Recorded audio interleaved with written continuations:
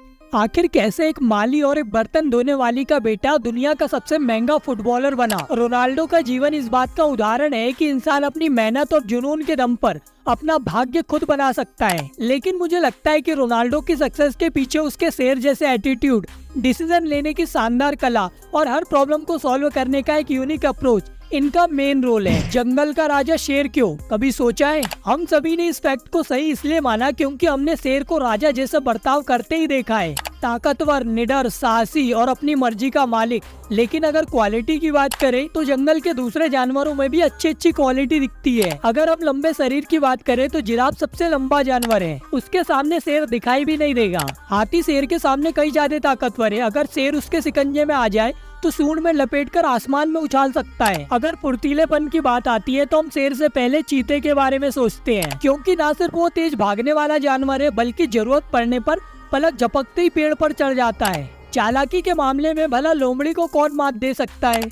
यानी शेर ना तो सबसे लंबा है, ना सबसे ताकतवर, ना ही सबसे चालाक, ना ही सबसे तेज दौड़ता है, पर तो भी वो जंगल का राजा है। लेकिन क्यों वो राजा है? क्योंकि वो मानता है कि मैं राजा हूँ। उसके मानने के कारण वो जंगल का राजा है। वो अंदर से महसूस करता है कि वो राजा है। जिस दिन वो खुद को राजा मानना बंद कर देगा उस दिन वो जंगल का राजा नहीं रहेगा। ऐसे ही रोनाल्डो भी मानते हैं कि मैं बेस्ट हूँ। जो शेर नहीं मानता कि मैं राजा हूँ वो राजा जैसा जीवन कभी नहीं जी पाता। उसे जंगली कुत्ते, लकड़बग्घे नोच डालते हैं, यहाँ तक कि भैंसे तक उसका काम तमाम कर डालते हैं। तो यहाँ सारा खेल खुद को अंदर से राजा मानने का है। शेर की तरह अगर आप भी अपने आप को कुछ माने तो ये बात आप पर भी लागू हो जाएगी। दरअसल जब आप किसी बात पर पूरा भरोसा करते हैं तो ये भरोसा, ये बिलीव आपके सबकॉन्शियस माइंड में चला जाता है और सबकॉन्शियस माइंड का सीधा कनेक्शन यूनिवर्स की शक्तियों से होता है। हम मूल रूप से ब्रह्मांड की ही संतान है। हमारे अंदर ब्रह्मांड की शक्तियाँ भरी हुई है, पर ये पावर का हम तब यूज कर पाएंगे जब हम खुद पर पूरा यकीन करेंगे। और यही यकीन हमारे माइंड और बॉडी दोनों को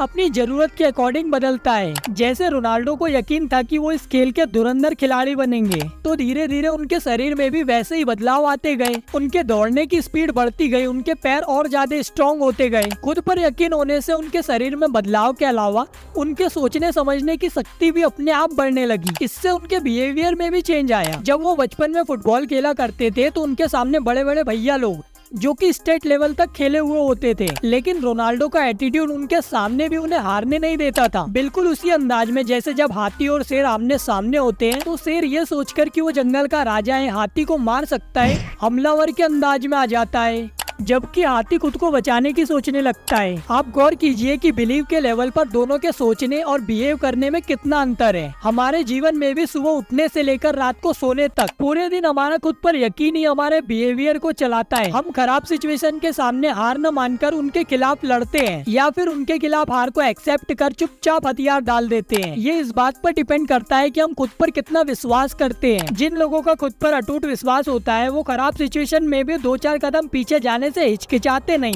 क्योंकि वो जानते हैं कि सिचुएशन जैसे ही हमारे फेवर में आई हम बहुत तेजी से आगे बढ़ेंगे। जैसे चैंपियन रनर आखिरी समय तक सबसे आगे दौड़ने वाले के पीछे बना रहता है, फिर उसे खुद पर यकीन होता है कि जैसे ही फिनिश लाइन पास आएगी तो वो आगे निकल जाएगा, और ऐसा होता भी है। खुद पर यकीन बनाए रखो, अपने आप पर कभी भी शक मत करना। जो तुम सोच सकते हो वो तुम कर सकते हो, बस तुम इतना करो। बाकी आपके यकीन से सींची गई सबकॉन्शियस माइंड की पावर खुद कर लेगी, वो आपको अपने सपनों के शहर पहुँचाकर ही दम लेगी। तो चलो यार, आज की इस वीडियो को यहीं एंड करते।